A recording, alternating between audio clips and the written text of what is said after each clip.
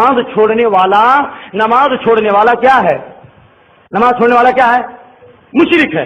دلیل سورہ روم آیت نمبر 31، سورہ روم آیت نمبر 31، سورہ روم آیت نمبر 31، اقیموا الصلاة ولا تکونوا من المشرکین من الذین فرقوا دینهم وکانوا شیعا، نماز قائم کرو اور مشرکوں میں سے مت ہو جاؤ۔ معلوم ہوا کہ نماز قائم کرنا موحدین کی علامت ہے، ایمان کی علامت ہے، اور نماز چھوڑنا کسی علامت ہے؟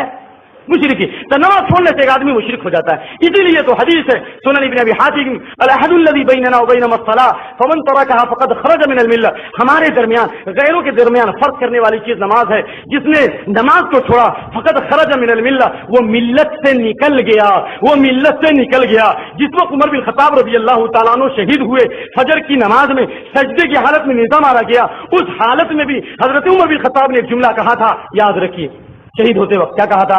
لا حظ فی الاسلام لمن ترک الصلاۃ، جس نے نماز چھوڑ دی اس کا اسلام میں کوئی حصہ نہیں ہے، اس کا اسلام میں کوئی حصہ بکھرا نہیں ہے، وہ اسلام سے نکل گیا۔ یہ صحابہ کا عقیدہ تھا۔ تو ایسا نہیں آپ چھوٹے شرک سے بچ رہے ہیں، قبروں کے شرک سے بچ رہے ہیں، مزاروں کے شرک سے بچ رہے ہیں، لیکن نماز چھوڑ کر کے مشرک بن رہے ہیں۔ اللہ فرماتا ہے اقیموا الصلاۃ ولا تکونوا من المشرکین، نماز قائم کرو، مشرکوں میں مت جاؤ، مت بنو، یعنی نماز چھوڑنے کی وجہ سے آپ مشرک بن جائیں گے۔ اور ایک روایت اور بتاتا ہوں، 40 دن آپ تکبیر اولیٰ کے ساتھ نماز پڑھیں گے، اللہ آپ کو شرک سے بھی بچائے گا اور اللہ آپ کو جہنم سے بھی بچائے گا۔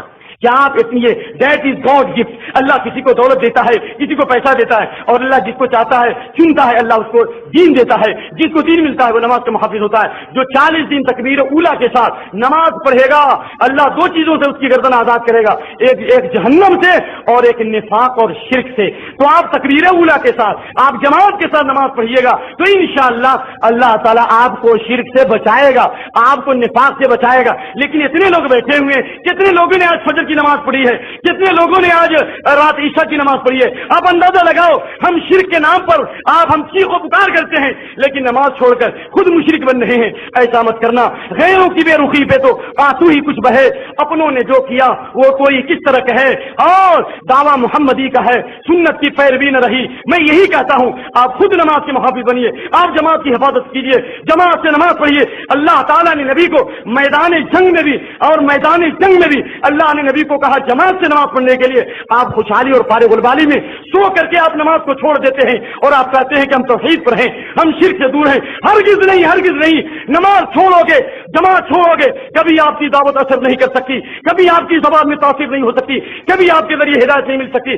اگر شرک کو خاتمہ مٹانا ہے، مشرکین کو کی اصلاح کرنی ہے، آپ کو خود موحدین بننا پڑے گا۔